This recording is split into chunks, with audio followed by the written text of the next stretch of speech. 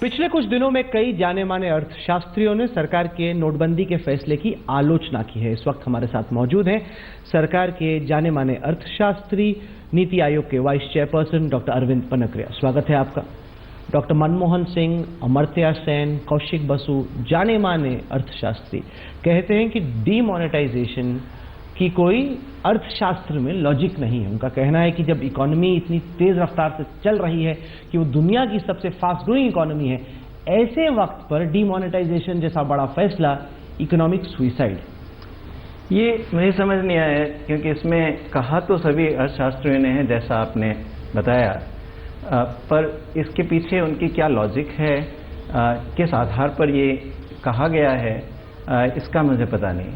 तो जैसे डॉक्टर मनमोहन सिंह ने कहा कि ये लूट है, प्लंडर है या प्लंडर है, इसका उन्होंने आर्गुमेंट नहीं दिया, तो इसलिए सेकंड गेस कर पाना मेरे लिए मुश्किल नहीं। है। उन्होंने ये तक कहा कि इससे अर्थव्यवस्था की जो विकास दर है, यानी कि जीडीपी, वो 2% गिर जाएगी। अगर जीडीपी 2% गिरती है, इसका बहुत असर होता है लोगों की जिंदगी पे। इसके अलावा एम्बिट कैपिटल कह रहा है कि जीडीपी की ग्रोथ रेट 3.3% गिर जाएगी। डॉयचे बैंक, HSBC, सबको चिंता है। लोगों को लग रहा है कि तेज रफ्तार से हमारी इकोनॉमी चल रही है, ग्रो कर रही है, ऐसे में आप रोड़ा डाल दो इकोनॉमी। नहीं, ऐसा है कि ये अर्थशास्त्री या जो एनालिस्ट हैं जैसे एम्बिट कैपिटल वगैरह, कई ऑपोजिट वाले भी हैं जिन्होंने दूसरा व्यू इस बारे में। किसी ने नहीं कहा कि जीडीपी की रफ्तार बढ़ जाएगी। नहीं, लॉन्ग रन में जीडीपी की रफ्तार बढ़ जाएगी। क्यों, मैं कह सकता हूँ, आप अगर चाहें तो।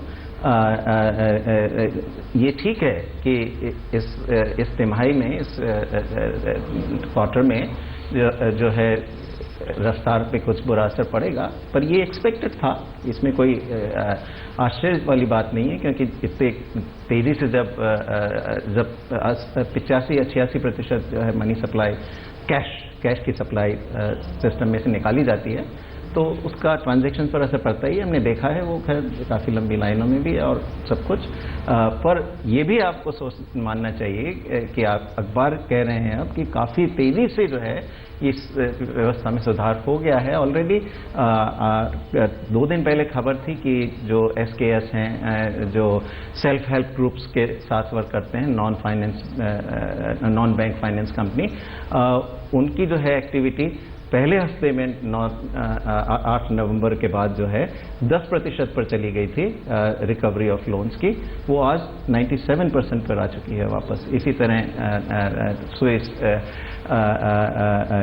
के जो हैं ये नीलकंठ मिश्रा, उन्होंने लिखा है कि सदर्न स्टेट्स में और वेस्टर्न स्टेट्स में ऑलरेडी जो है एक्टिविटी करीब 90% पर आ गई है। खासतौर से वो 2 व्हीलर्स की सेल्स। नहीं, पर लोगों की सोच देखिए सर, लोग चूंकि लाइन में लग के खड़े हैं, बड़ी मुश्किल से कैश मिल रहा है, तो अब वो कह रहे हैं कि कैश को खर्च ना किया जाए, कैश पर दबा के रखो, पता नहीं कब जरूरत पड़ जाएगी इमरजेंसी के लिए, तो कोई खर्च नहीं रहा है। ऐसे में जो चीज़ें अमूमन आदमी खरीदता है, जिससे देश में विकास होता है, ग्रोथ रेट आती है, वो सारी जो कंजम्पशन है वो तो अभी थमी हुई है। लोग पैसा ही नहीं खर्च करने को तैयार, जिससे कि इकोनॉमी को चोट पहुंच रही। कुछ कमी हुई है और कुछ चोट पहुंची है इस वजह से, पर ऐसा नहीं है कि लोग खर्च नहीं कर रहे हैं। क्योंकि मैं जो आपको ये एविडेंस बता रहा हूँ, ये पैसे के ही ट्रांजेक्शन्स हैं। तो पहले हफ्ते में बहुत तेजी से गिरे थे, पर उसके साथ ही रिकवरी भी तेज हो रही है।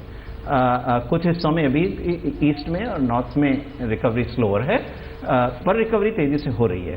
पर मुद्दे की बात यह है कि अल्टीमेटली हमें जो है, अगर हम अगले 10 से 15 साल का पूरा रोड मैप सोच रहे हैं, तो उसके लिए जो है, उसमें ग्रोथ में तेजी लाने के लिए और देश को सही दिशा से आगे ले जाने के लिए अगर हमें कदम उठाने हैं, तो उसके लिए ये ब्लैक मनी का जो एक बड़ा मुद्दा हमारे सामने हमेशा खड़ा रहा है, उसका सामना करना जरूरी है। सर, कैसे सॉल्व हुई प्रॉब्लम?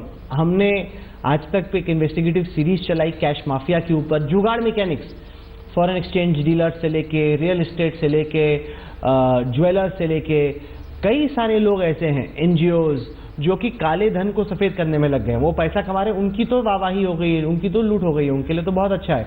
लेकिन जब हरी आदमी अपना ब्लैक मनी वाइट कर रहा है, तो फिर देश को फायदा क्या हुआ? नहीं, ऐसा नहीं है, ऐसा नहीं है। आपको ये भी बताइए ना कि पहली बात तो ये है कि अगर कोई इस तरीके से कर रहा है, तो ऑलरेडी उस पे उसको डिस्काउंट देना पड़ रहा है, डिस्काउंट मिल रहा है। तो ब्लैक मनी तो हो रहा है कम रेट पे ही सही, 30-40% कम पे ही सही, लेकिन ब्लैक मनी वाइट तो हो रहा है। पहली बात तो यह है कि वो टैक्स जो लगना चाहिए था वो तो लग रहा है, चाहे इनडायरेक्टली लग रहा हो। दूसरी बात यह कि जब वाइट बनकर ये वापस बैंक में आएगा तो इस पर टैक्स लगेगा। सो सरकार फिर टैक्स कलेक्ट करेगी, उस पर पेनल्टी भी कलेक्ट करेगी, और कुछ इसमें जो है प्राइम मिनिस्टर्स गरीब कल्याण कोष है उसमें भी जाएगा। तो ऐसा नहीं है। और ये पहला कदम में एक बार सारा खत्म, ब्लैक मनी एटलीस्ट जो ट्रांजैक्शन के लिए जो मनी था वो एक बार खत्म होगा, उसके बाद फिर आगे चलकर और कदम उठाए जाएंगे। ऐसा तो नहीं है। क्या कदम और आपके हिसाब से लिए जाने चाहिए? आप देखिए, कम से कम प्रधानमंत्री ने इस कदम को उठाने के पहले कम से कम आधा दर्जन 6 कदम बड़े बड़े पहले ही उठाए थे। स्टार्टिंग जैसे SIT पहले अपॉइंट करी थी, वो उनका पहला कदम था। इस बीच में बेनामी एक्ट को उन्होंने अमेंड करवाया था। उन्होंने जो फॉरेन एसेट्स आपकी हैं उनका डिक्लेरेशन का लॉ लाए थे, कई तरीके के। लास्ट इसमें कदम ये था कि जो है आप डिस्क्लोजर स्कीम जो थी 30 सितंबर 2016 पे खत्म होने वाली, वो लाए थे। सो वो उसके बाद ये कदम उठाया गया। अब आगे आने वाले जो हैं उसमें भी कई कदम उठाए जाएंगे। सबसे पहला ऑलरेडी अंडरवे है, डिजिटाइजेशन का जो कदम उठाया, ऑलरेडी अनाउंसमेंट हो चुका है। चीफ मिनिस्टर्स की एक कमेटी अपॉइंट की है जिस पर मैं भी सर्व कर रहा हूँ। आज ही सवेरे मैंने हमारी आज शाम के लिए 5:30 बजे की हमने एक मीटिंग तय करी है, तो उसके लिए अरेंजमेंट कर रहे हैं। तो डिजिटाइजेशन एक सबसे बड़ा मुद्दा। उसके बाद जो है कई चीज़ें हमें देखनी पड़ेंगी। टैक्सेस को सिंप्लीफिकेशन करना और उनमें बहुत सर्टेनिटी लाना। सर्टेनिटी इस सेंस में कि डिस्क्रिप्शन जो हमारा जो on the ground tax officer है उसके पास काफ़ी रह जाता है, क्योंकि टैक्स लॉ बिल्कुल ब्लैक एंड वाइट में क्लियर नहीं है, तो वो उसको पावर। तो आप कह रहे हैं कि IT लॉ में जो भी एग्जेम्पशन है उनको हटाया जाए, उनको सर्टेनली कम किया जाए। वो सिंप्लीफिकेशन वाला मामला हुआ। और जो अगर जो एग्जाम्पशन नहीं भी हटने हैं तो एग्जाम्पशन किन किन दशाओं में मिलेंगे, इसको लॉ में या कम से कम रूल्स में बहुत अच्छी तरह प्रिसीजन के साथ डिफाइन कर दिया जाए तो ये डिस्क्रिप्शन खत्म हो जाएगा। तो टैक्स देने वालों को भी जो है वो रूल्स पढ़ सकता है कि ये रूल है, इनमें मुझे लगेगा, इसमें मुझे नहीं लगेगा। तो ये डिस्क्रिप्शन अगर हम खत्म कर देते हैं तो फिर स्कोप इस तरीके के करप्शन का भी कम होगा। इसी तरह रियल स्टेट के जो ट्रांजैक्शंस होते हैं उनमें सबसे ज़्यादा ये ब्लैक मनी रहता है। तो इसमें एक तो एनफोर्समेंट हमें इम्प्रूव करना चाहिए, पर इसको भी देखना चाहिए आगे चलकर। मैं नहीं कह रहा हूँ कि सरकार भी कर रही है, पर आगे चलकर इसे देखना चाहिए। जो स्टैम्प ड्यूटी लगती है अगर वो बहुत ज़्यादा है तो उसकी वजह से भी फिर जो है ट्रांजैक्शन आधा वाइट में करते हैं, आधा ब्लैक में करते हैं। तो सारा जब वाइट में आने लगेगा पूरा ट्रांजैक्शन, तो in any case even lower rate पे आपका टैक्स रेवेन्यू। आपका कहना है कि जो लैंड डील्स है उन पे स्टैम्प ड्यूटी कम हो सकती है? हो सकती है, हाँ। ये है। इसी तरह हमें देखना चाहिए कि भाई गोल्ड पर कस्टम ड्यूटी अगर बहुत ज़्यादा है तो आपके हिसाब से अभी बहुत ज़्यादा है? इसे हमें देखना चाहिए। मैं क्योंकि इस वक्त कई सारे लोग एक समय पे इंपोर्ट करते हैं इस तरीके से कि टैक्स ना देना पड़े। हाँ। क्योंकि टैक्स बहुत ज्यादा है। बिल्कुल बिल्कुल, क्योंकि एक समय में हमने इसको 0 पे ले आए थे, इस गोल्ड की कस्टम ड्यूटी को। तो इसको हमें फिर से देखना चाहिए। तो आपके हिसाब से गोल्ड की कस्टम ड्यूटी को कम करने का एक केस देखना चाहिए हमें, क्योंकि अगर गोल्ड जो है ना फिर स्मगल होकर अगर आएगा तो फिर उसका ट्रांजैक्शन भी ब्लैक में ही होगा, क्योंकि स्मगल होकर आया है तो ऑफिशियल चैनल्स के थ्रू नहीं होगा। तो ये कई कदम हमें जो हैं आगे चलकर देखनी चाहिए कि क्या क्या किया जा सकता है। चर्चा इस विषय में सरकार में चल रही है बड़ी तेजी से। आगे आने वाले समय में कदम उठाए जाएंगे। प्रधानमंत्री ने खुद ने गोवा की स्पीच में कहा था कि वो बेनामी ट्रांजैक्शंस के बारे में अब बड़ा कदम उठाने की सोच रहे हैं। सो ऐसा नहीं है कि ये एक कदम था सडनली ले लिया गया और बस इसी के द्वारा सब अकॉम्प्लिशमेंट करना था ब्लैक मनी का। एक by the way observation also जो किसी ने नहीं सोचा है वो है कि अब ऑलरेडी आप देखिए कि रियल स्टेट की प्राइसेस जो हैं, लोग ये कह रहे हैं ना कि ये तो ब्लैक मनी तो जो है 5% है या 10% है या 15% है टोटल ब्लैक वेल्थ का, पर रियल स्टेट की प्राइसेस करीब रिपोर्ट्स के मुताबिक जाएं तो मुझे पता नहीं है, पर न्यूज़पेपर्स में आया है कि कई एरियाज में 25-30% गिर गई हैं। तो अगर वो ब्लैक की एसेट्स थी तो ब्लैक वेल्थ भी उसी प्रोपोर्शन में घट गई है। इस पे किसी ने ध्यान नहीं दिया है, पर आप देखिए कि इसका असर सिर्फ ये नहीं हुआ है कि जो ब्लैक के जो नोट्स, जो मनी करेंसी यूज हो रही थी, सिर्फ वो नहीं है। इसमें अगर रियल स्टेट की प्राइसेस गिरती हैं तो वो अगर टू द एक्सटेंट की वो ब्लैक में थी वो वो नहीं, पर लोग कहते हैं कि जिसका काला धन है ना वो तो सोने में रखता है, रियल नहीं, एस्टेट में पर रखता real है, estate में विदेश रखता है में ना। रखता है, स्विस अकाउंट में, पैनामा अकाउंट में रियल रखता है। स्टेट में रखता है ना, बहुत सारा रियल एस्टेट में। पर जो खरीद के बैठा है उसको कैसे पकड़ेंगे? नहीं, उसकी रियल एस्टेट की जो लैंड की प्राइस 30% गिर गई तो वो तो वेल्थ की वैल्यू 30% कम हो गई ना। नहीं, पर जो लोग खरीद के बैठे हैं ब्लैक में रियल एस्टेट, बेनामी प्रॉपर्टीज खरीद के बैठे, उनको कैसे पकड़ेंगे? नहीं, पर मैं यही तो बता रहा हूं आपको कि इसका असर उस कम से कम रियल एस्टेट वाला जो कंपोनेंट है उस पर हुआ है, क्योंकि उसकी 30% अगर कीमतें गिर गई हैं लैंड की तो वो तो वेल्थ की नहीं, कमी करीब हो गई। 14-15 लाख करोड़ रुपए 500 और 1000 रुपए के नोट में मार्केट में था, उसमें से 9 लाख करोड़ रुपए वापिस आ चुका है। लोगों का कहना है कि एक महीने में करीब 90% वापस आ जाएगा, 90%। यानी अगर ज्यादातर जो पैसा था जिसमें से एक बहुत बड़ा हिस्सा हम मानते थे कि ब्लैक है, सब लोग बैंक में जमा कर दें, तो फिर क्या सरकार का जो शुरुआती अनुमान था कि 3-4 लाख करोड़ रुपए सरकार को डिविडेंड के तौर पे मिलेंगे, तो कहां से मिलेंगे? नहीं, सारा पैसा तो वापस ही आ गया।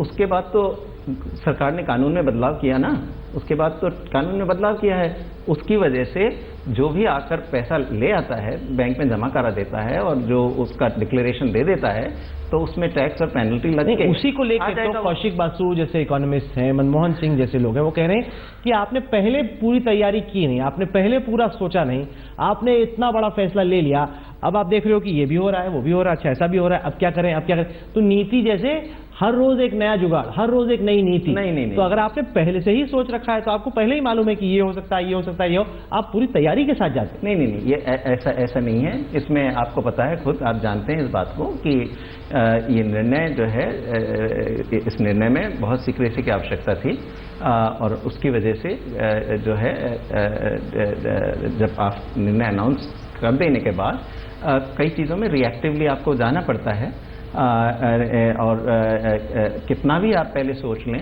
ये ज़रूरी नहीं है कि सिचुएशन उसी तरह अनफोल्ड करेगी जिस तरह आप सोच रहे थे। पहले आप एक वॉलंटरी डिस्क्लोजर स्कीम लेके आए कि जिसके पास काला धन है आप अनाउंस कर दो, टैक्स पे करो और आप पैसा रख लो। अब आप एक तरीके से और वॉलंटरी डिस्क्लोजर स्कीम लेके आ गए कि आप अपना पैसा अगर देते हो, पहले आपने नहीं बताया 50% टैक्स, तो पैसा आपका। नहीं, पर इसमें तो ये कांग्रेस कह रही है ना, आप कह रही है कि black money to white Modi scheme, pay to Modi, ये उन्होंने आरोप लगाया। देखिए, ये तो स्कीम्स बहुत पहले भी कई आई हैं। नहीं, पर आपने कहा फिर से नहीं करोगे, आपने कर दिया। हाँ? आपने कहा ना कि दोबारा नहीं दोगे इस तरह की स्कीम, आपने दे दी।